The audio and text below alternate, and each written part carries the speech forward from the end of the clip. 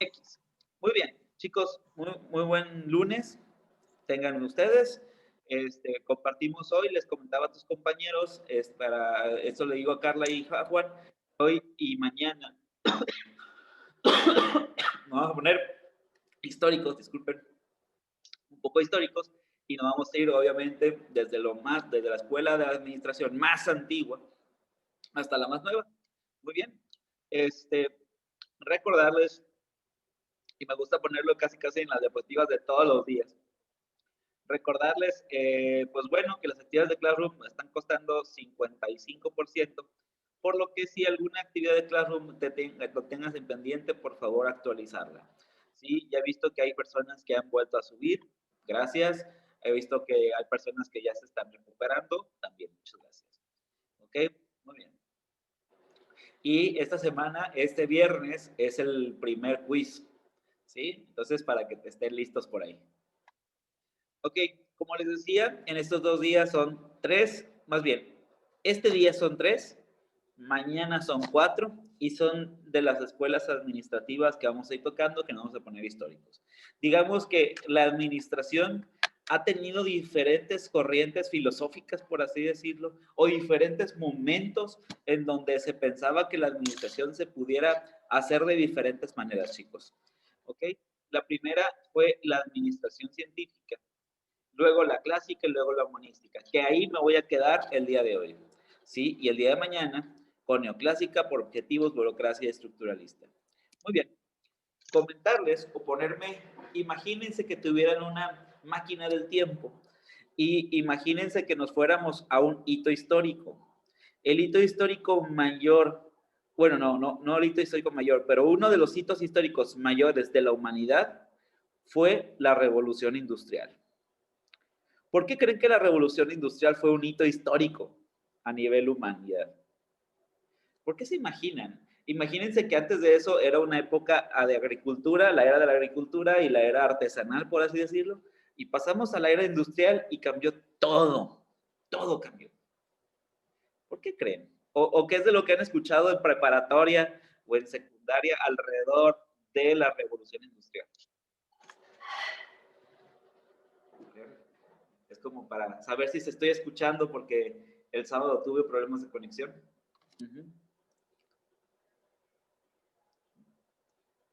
Alguien a bajar, por ejemplo, Carla, cuéntame. ¿Qué se te ocurre alrededor de la revolución industrial? ¿Qué pasó en ese momento? ¿Por qué hubo una revolución? ¿Qué onda? Pues literalmente no sé. Literalmente no sabes. Ok, no te preocupes, Carla, gracias. Aldo. Estamos iguales, profe, pero Ok, yo a siento ver, a lo que se te ocurra. que la sociedad quería un cambio, por eso se ocasionó esto. Muy bien. Ok, Aldo. Juan, Yohali, Iván, Noelia, cámara, Prix. Ok, bueno, quiero contarles porque si no también va a ser como decirles cosas que a lo mejor no tienen la certeza de qué onda, ¿no? Por ejemplo, ponerles que la humanidad ha cambiado o ha tenido hitos históricos cañoncísimos. Una de esas fue, bueno, la más antigua es cuando apenas los humanos éramos humanos, casi una especie anterior, y fue la era nómada. Pasábamos de un lugar a otro, cuando nos acabábamos las cosas, nos íbamos a otro lugar. Va. Hace 10,000 años descubrimos la agricultura y se volvió la era agrícola, en donde ya sentamos civilizaciones en donde había agua. ¿Sí? Todas las civilizaciones que ustedes conocen como romanos,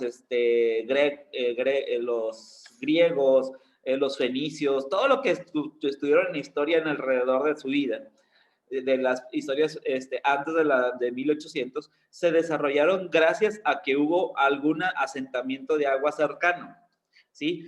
Y ya se hicieron sedentarios, se quedaron en algún lugar, pero dependíamos totalmente de que existiera agua y empezaron a formarse división de trabajo, pero una división de trabajo en el lugar, ¿sí? Donde, por ejemplo, si Valentín era hijo del herrero del pueblo, muy normalmente iba a morir como el herrero del pueblo. O sea, sé que no iba a cambiar absolutamente nada su vida. ¿sí?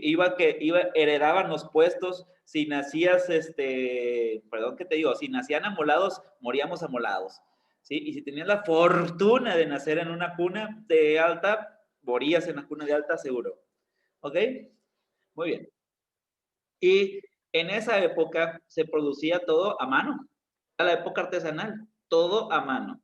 Bueno, la revolución científica lo que hizo fue empezar a generar máquinas, a empezar a generar industria. Entonces, imagínense cómo pasábamos de hacer todo a mano, así como artesanalmente, tejidito, o buscando todos los, así como los insumos, y de repente empezamos a producir en masa. ¿Qué llegó a pasar? Pues empezaron a abaratarse muchos costos. Lo que antes era prácticamente imposible de conseguir, se volvía cada vez más fácil de conseguir. Es más, hasta el día de hoy no te das cuenta, o es difícil de darse cuenta, lo fácil que es conseguir ciertos artículos que antes eran imposibles. Por ejemplo, vas a Walmart y vas al área de frutas y verduras, ¿verdad? Y tan sencillo como ves unas jitomates al lado de unas cebollas, al lado de unos limones, al lado de unos chiles jalapeños, al lado de unas zanahorias y al lado de una berenjena. Ok, perfecto. ¿Sabías tú que para que estuvieran ahí concentrados tuvieron que haber diferentes cultivos de diferentes lugares? Porque ni siquiera en Colima se dan todas esas frutas y verduras y tuvieron que concentrar un montón de cosas para llegar aquí. Bueno, ese tipo de cosas o ese tipo de mentalidad se lo debemos a la revolución industrial. Vaya, que nos acercaran los productos y los servicios en masa para todos es por la revolución industrial. Inclusive, bueno, no me tocó vivir en esa época, pero se dice que antes de esa época todavía la vida era más complicada. Sí, por ejemplo, para la mayoría de nosotros los que estamos en clase media, pensamos que es una vida muy complicada, imagínate haber vivido antes. Era muchísimo más, muchísimo más. ¿Ok? Entonces, la revolución industrial trajo eso, chicos. Eso es en realidad la revolución industrial. ¿Cómo empezaron a producir en masa? Sí, es un hito histórico. De hecho, fueron como en 1800, para que hubiera un hito histórico de la era agrícola a la era de la revolución industrial, pasaron cerca de 10,000 años. Imaginen, bueno, 9,000 años, 9,000 y fracción de años. Imagínense qué tan importante fue para la humanidad cambiar a la era industrial. Para bien y para mal. Para los ambientalistas seguramente sería una muy mala noticia, porque pasábamos de ser totalmente sostenibles ecológicamente hablando, ahora sí, a contaminar el planeta. ¿Sí? Que es lo que hizo la revolución científica, perdón, la revolución industrial también. Bueno, imagínate, a ver, aquí tengo en cámara, pero a ver, qué bueno que ya están más aquí. Imagínate, Noelia, que en esa época, pues ya te tocaba ir a la industria. Por ejemplo, Juan, Noelia, Yohali, Valentín, iban a la industria y apenas estaba como saliendo todo esto. Pues bueno, en esa época el modelo de pensamiento era producir más rápido, quiero producir en masa, ¿sí? Imagínense que en esa época tampoco había tantos derechos humanos o tanto recurso humano, y entonces imagínate que ibas desde las 8 de la mañana hasta las 12 de la noche para que simplemente durmieras y volvieras a trabajar, ¿sí? Incluso hay algunas empresas que ya quieren regresar a la revolución industrial, yo lo sé, ¿sí? Pero la idea es que no, por favor. Pues bueno, y también como tal empezó el pensamiento de si tú produces, entre más produzcas, mejor el asunto. Y de ahí nace un señor que se llama Frederick Taylor. Frederick Taylor, chicos, es el padre de la administración. ¿Sí? Si a lo mejor han escuchado por ahí en Bachi o por el estilo, si estudiaron algo relacionado a la contabilidad de administración, Frederick Taylor, digamos que fue al que le debemos la administración con ese nombre, la escuela administrativa. Y esto nace alrededor del 1900. O sea, si te pones en contexto, no tiene tantos años. 1890, 1900, para como hablar de toda una disciplina, una corriente, y que es de las más antiguas, que decir que administración nace en 1890, estamos diciendo que no tiene nada, ¿sí? Tiene apenas 120 años, 130 años, ¿sí? Pues bueno, este cuate lo que empezó a decir en alrededor de 1900 es empezar a pensar en la división de trabajo. Este cuate era alguien que se fijaba mucho en los procesos, ¿sí? A ver, alguien de aquí de los que trabajan. A ver, Lionel. A ver, sí, creo que tú sí.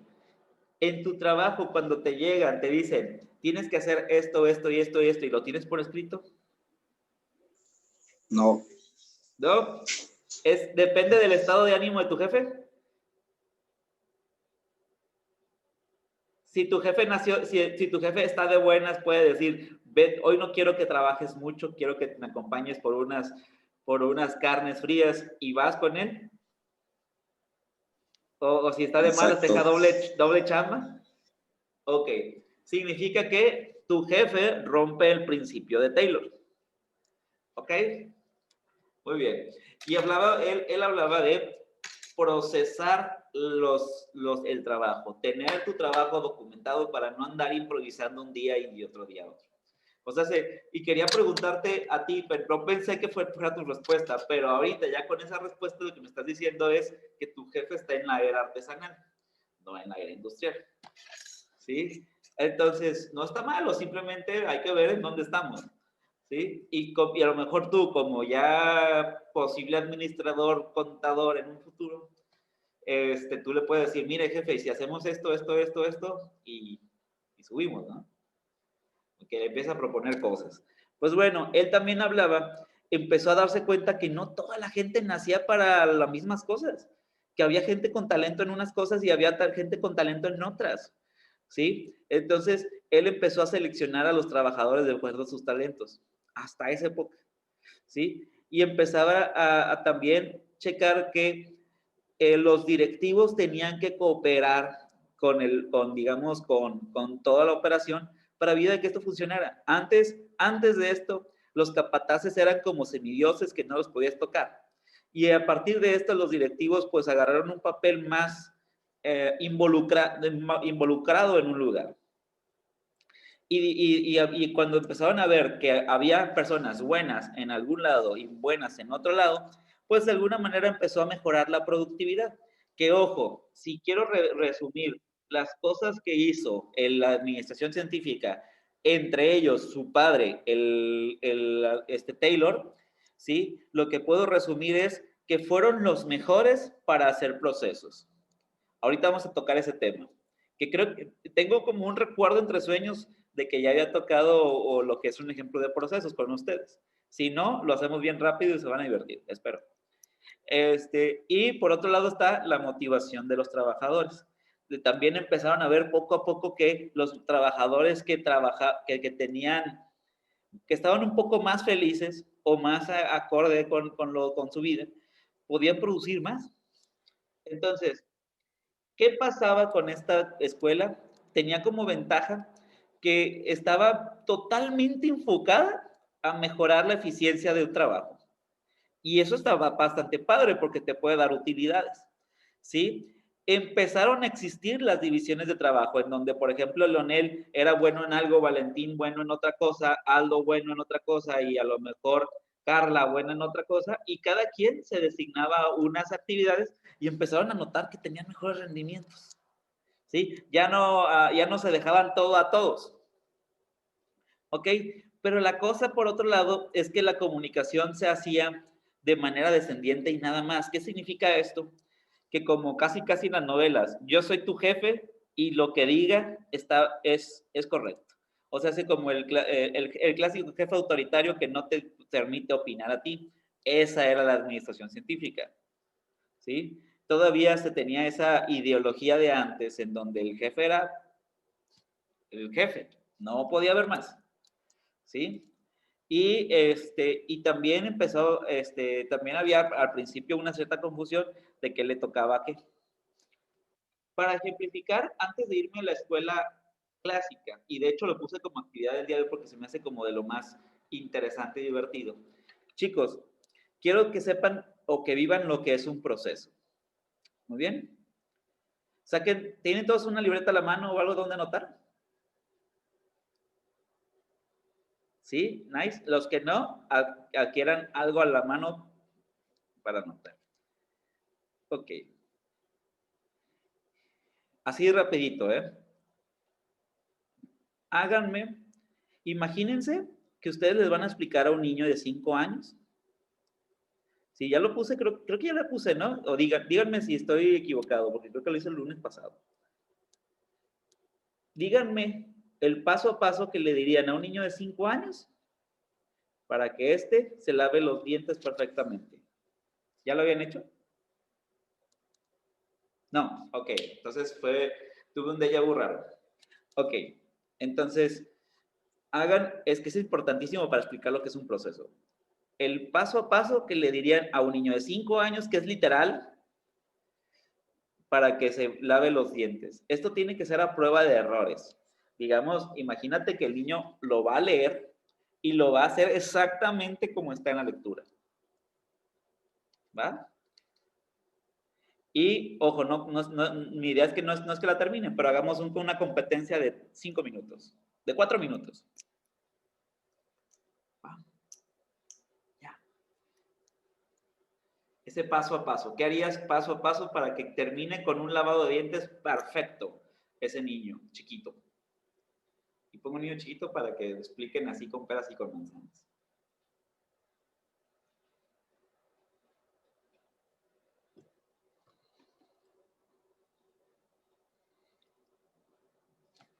Mientras, Carla se conectó. Esmeralda, Iván.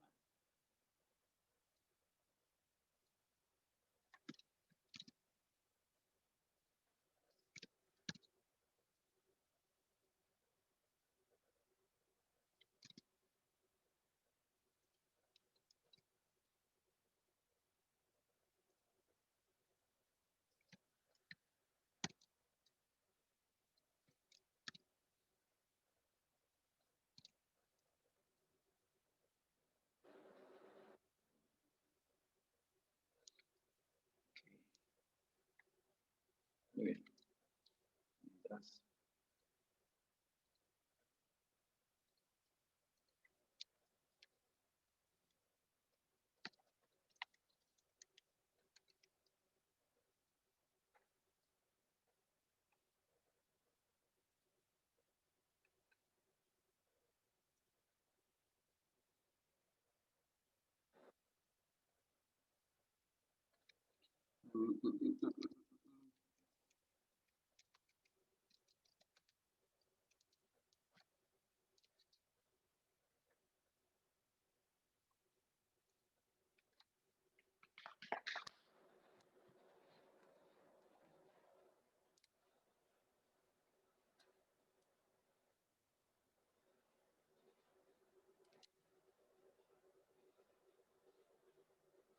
Listo. Listo. Ocupo 2 voluntarios. 2 voluntarios ahí que estuvieron dándole a la pluma. No se preocupen si no lo terminaron. Simplemente quiero ver cómo empezaron a hacerlo. ¿Ok? 2 voluntarios. Por lo que vi escribiendo, Yohali puede ser una de ellas. Y ¿quién quiere ser el segundo antes de que lo diga yo?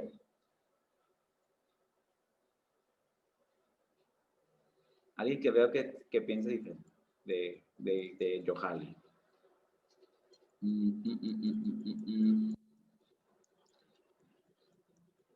Ikiwa, ¿podría ser tú el segundo? Ok. Yohali, por favor, ¿cómo lo hiciste? Sí. No tienes que terminar, tranquilo. Solo el primero.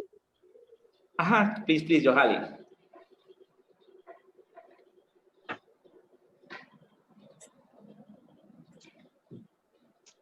Como número 1 puse En número 2, puse poner pasta arriba del cepillo y mojar un poco.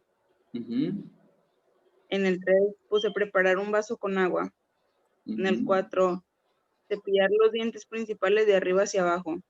ujú. En el 5, después comenzar con las muelas en forma circular. Sí. En el 6, continuar tallando la lengua y las paredes de las muelas, bueno, cercanas a las muelas. Ujú. Y por último, finalmente enjuagar la boca las veces que sean necesarias hasta ya no sentir pasta y escupir el agua. Ok, muy bien. Juan. Gracias, Johali. Solamente tengo una pregunta. ¿Por qué la gente tiene la costumbre de mojar en la pasta del cepillo? No No la sé, despejaremos hasta que terminemos el ejercicio, pero es muy buena pregunta. a mí una vez un dentista me dijo que eso no era bueno, que porque la pasta tenía no sé qué cosas y al enjuagarse nos acostumbrábamos.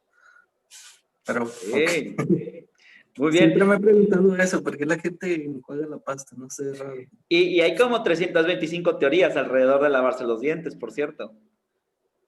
Ok, ok, pero tú dime, Juan, ¿cómo pusiste tú? Me interesa.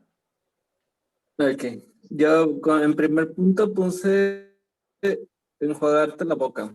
Ujú, Después otro, abre la pasta. 3, le pones pasta al cepillo. 4, talla tus dientes de arriba abajo. 5, tus muelas en círculos. ujú, 6, después los dientes y las muelas por la parte de arriba y por dentro. 7, sigues con la lengua. ujú. Y 8, al final te enjuagas la boca. Y 8 al final juega la boca. Ok, Fue todo. se parece más no, no es exactamente igual que Johali. Tiene algunas diferencias. Si se dan cuenta, la mayoría, si yo la pregunta general, porque si aquí puedo durar media hora, 40 minutos leyendo el de todos. Pero si yo te pregunto a ti, te les pregunto a todos, si tú lo hiciste exactamente igual, exactamente con los mismos puntos que Johali y que Juan, la respuesta muy seguramente va a ser no. ¿Sí? Porque a lo mejor algunos le pusieron que iban a usar hilo dental, a lo mejor otros pusieron que iban a poner enjuague bucal, a lo mejor otros pusieron que, por ejemplo, yo escuché de otros dentistas que un lavado de dientes correcto debería durar al menos 8 minutos, que 8 minutos estuviera cepillando, ¿sí? Otros le van a pasar la lengua, otros te van a indicar algo por el estilo, pero vaya, si estamos hablando de algo que en teoría todos hacemos 3 veces al día, ¿por qué todos somos diferentes? Porque estamos hablando de algo tan común que es lavarse los dientes, porque todos tenemos una respuesta diferente en esto. Y eso es una cosa bien, bien interesante. Y no este tema no es de lavarse los dientes, si se dan cuenta, sino de darse cuenta que hay veces que inferimos que hay algo que es totalmente obvio. Por ejemplo, lavarse los dientes. Si yo te digo, lávate los dientes, todo el mundo dice, es que es obvio. No le puedes dar una orden específica a eso. ¿Por qué? Porque todo el mundo, en teoría, en nuestra mente se lava los dientes igual y no es cierto. Háganlo con lo que quieran. Por ejemplo, cómo hacer el sándwich perfecto, cómo hacer una torta, etcétera. En donde tú pones eso y te aseguro que nadie tiene la misma respuesta. ¿Se dan cuenta? Entonces, los procesos nacieron para unificar criterios. Por ejemplo, ya leímos el de Juan y el de Johali. A lo mejor si escucháramos el de Valentín y el de Carla y el de Anubis, a lo mejor nos damos cuenta, oye, fíjate que a mí me faltó esto, fíjate que a mí me faltó esto, fíjate que yo hago esto, ¿sí? Y de tal suerte de que escribimos un proceso mejor y ahora todos lo unificamos y lo hacemos igual, ¿sí? Ejemplo aplicado en empresas. No sé si han fijado, ¿alguien de ustedes trabajó en McDonald's o en Burger King o en una empresa de este tipo, de este corte? Walmart, City Club, Soriana. Yo, ¿Sí? profe, en el Carl Jr. Carl Jr., sí es cierto, Carl Jr. A Esmeralda, ¿te acuerdas que te dicen hasta cómo saludar? Sí. Sí, incluso ahí, pues para todo, bueno, de hecho, ahí haz de cuenta que si te sabes todos los procesos, Ajá, te hacen un examen sí. y te suben a empleado estrella. Más a la Pero haz de cuenta que es un examen, o sea, teórico y literal, o sea, decir tal cual como ellos te lo están explicando, Sí. así debe de ser. Incluso hasta cómo preparar una hamburguesa, cuántos de estas onzas lleva de capsu, de mayonesa y todo eso. Porque yo me acuerdo que yo me la sabía. Yo tengo la estrellita, de hecho, de que fui empleada estrella en ese tiempo.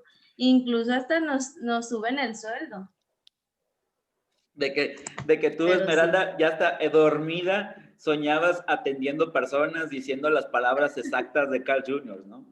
Hola, bienvenido a Carl Jr., ¿en qué te puedo servir? Y con una sonrisa, ¿no? Incluso un letrero que dice que si tu cajero no te sonríe, te tiene que regalar el postre, ¿no?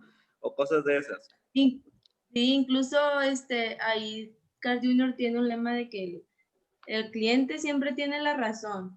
Ujú. O sea, todo lo que te diga, tú debes de, sí, está bien, o sea, nada está mal, o sea, lo que te dice el cliente, y a veces aún así esté mal, pues tú le debes de dar la razón y decir, sí. Me imagino que tiene un límite, ¿no? ¿O no? Pues es que ante los jefes no, pero pues uno sí como que a veces ya no aguanta de los clientes que te topas. Ok, un día voy con tus jefes y le voy a decir, ¿sabes qué? Yo soy tu Sí. cliente, deberías regalarme una hamburguesa. ¿Sí aplica? ¿De que tengo razón? Me imagino que debe haber un límite. Sí. Ok, pero bueno, tienes razón. O sea, sí, tienes razón. Esa palabra del cliente siempre tiene razón.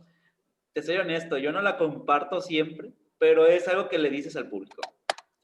Ok, entonces, pero mira, qué padre en tu caso, Esmeralda, que sepas que todo lo que te enseñaron de procesos y todo eso se lo debes a la Escuela de la Administración Científica que fue de 1900, ¿eh? ¿Sí? O sea, sé que gracias a la Escuela de Administración Científica tienes esto, justamente. ¿Sí?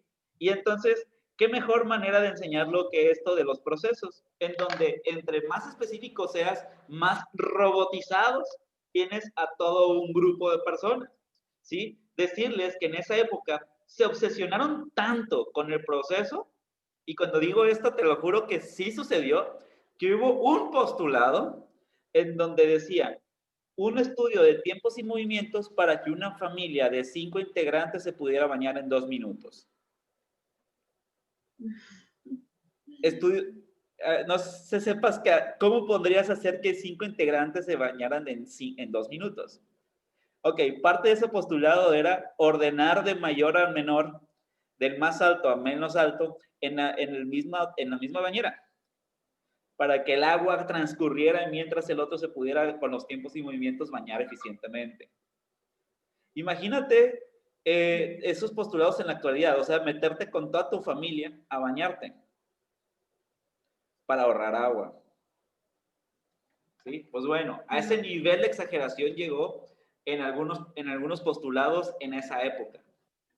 Pero digo, ese es el exagerado malo. El exagerado bueno es que muchas empresas empezaron a notar sus errores y pudieron ver la mejor manera de hacer las cosas. Que, por ejemplo, resulta de ser que Equiwa resulta ser que era el más chipocludo para un proceso y él comparte sus experiencias, sus mejores prácticas con los demás. De repente no se vuelve que Equiwa simplemente se vuelve el mejor, sino que toda la empresa mejora con Equiwa. ¿Ok? Entonces, esa es una ventaja de la administración científica o de procesar las cosas. ¿Ok? La segunda es la administración clásica. Dentro de la administración clásica ya estamos hablando que se dio más o menos en la misma época, pero un poquito después, ¿sí? 1925 fue su finalización, habla ya un poquito de estructuras organizacionales, o sea, ya de ver organigramas, ver principios de dirección, ahí hubo bosquejos de dirección de una manera muy, muy interesante, y uno de los principales aportadores, que de hecho es otro de los padres de la administración, es Henry Fayol. Henry Fayol es digamos, un cuate que hizo o que estudió a través de sus empresas uno de los 14 principios que hasta la fecha muchos de nosotros los tenemos como parte de una evaluación en consultoría. Vaya, por ejemplo, tiene unos principios que actualmente muchas empresas rompen y debido a que muchas empresas rompen esos principios, empiezan a tener broncas. Digamos que es una guía para que puedas tener una empresa relativamente sana. Lo primero que dijo es, si quieres tener una empresa sana, divide el trabajo. O sea, que cada quien tenga una línea de acción. O sea, que no todos se encarguen de hacer de todo, porque sería un revoltijo. Eso es un principio de Fayol. El segundo es el principio de autoridad, ¿sí?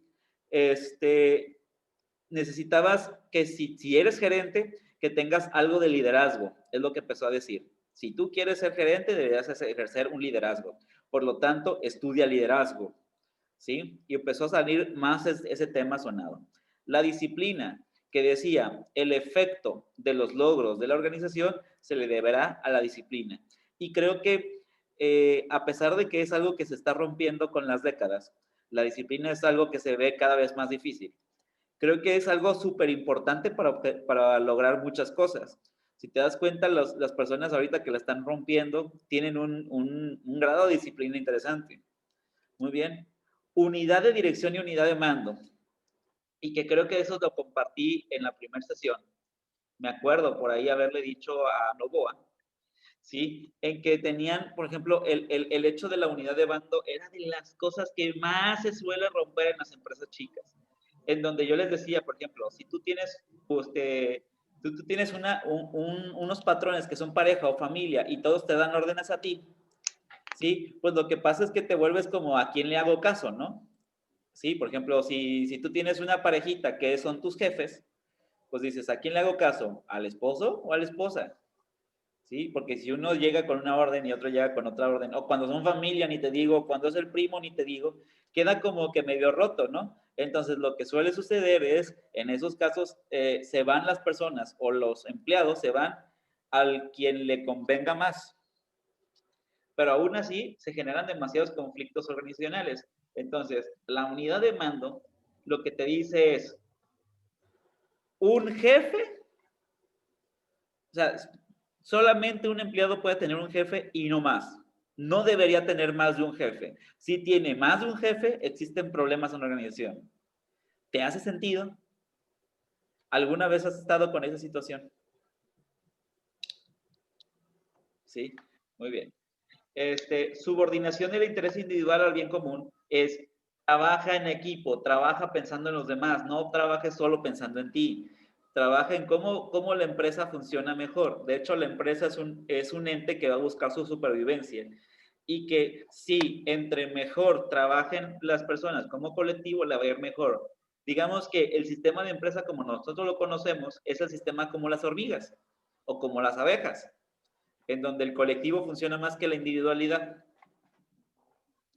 Sistema de remuneración, ese también está muy interesante, es para cada acción extraordinaria debería haber un incentivo económico. Si no existe incentivo económico para cada acción extraordinaria, entonces de alguna manera la persona empieza a perder interés. Otros de los que quiero rescatar es el orden y la equidad. El orden se lo da con la disciplina que había dicho en la parte de arriba, ¿sí? La equidad es si existe un sentimiento de injusticia, ese sentimiento de injusticia puede permear en la organización de manera negativa. Dicho de otra manera, el sistema de justicia es lo más esencial en una empresa. O sea, busca reglas claras y busca que seas como un poco robótico a la hora de implementar esas reglas claras, para que las otras personas sientan un ambiente de justicia, ¿sí? Y espíritu de equipo y mucha iniciativa. Digamos, si existe alguien que tiene esa venita de liderazgo, empieza a notarlo y empieza a promoverlo. No promoverlo de subirlo de puestos, pero empieza a motivarlo a que lo siga haciendo. Okay. Ventajas y desventajas que tiene esto. Pues bueno, la primera ventaja que yo le veo a la escuela clásica en vez de la científica es que ya empezó a ver las direcciones o ya empezó a ver procesos de la administración, ¿sí? Ya empezó a ver por las situaciones de las estructuras o los organigramas, que la escuela científica no lo hacía. La escuela científica solamente se enfocaba a cómo hacer que numéricamente y a través de procesos rígidos produjeran mejor, pero no que tuvieras una mejor organización, que son cosas bien diferentes. ¿Sí? ¿Ok? Yo le veo como principal ventaja a eso. Como desventaja, la cosa es que da mucha estructura, pero si el ambiente es incierto o si hay una inestabilidad, se vuelve un problemón. Porque de alguna manera, si es inestable, apenas terminas de hacer una estructura cuando tienes que volver a hacer otra. ¿Sí? Y entonces, la cosa es que se vuelve un poco inestable cuando la situación económica o la situación de la sociedad te hace cambiar mucho. ¿Sí? Y otra cosa de lo que se quejaron muchos es que los principios de administración que están aquí son tan generales que de alguna manera u otra la gente no sabía cómo aplicarlos bien. Decir como, oye, dame una receta clara y exacta de lo que tengo que hacer para hacer negocios.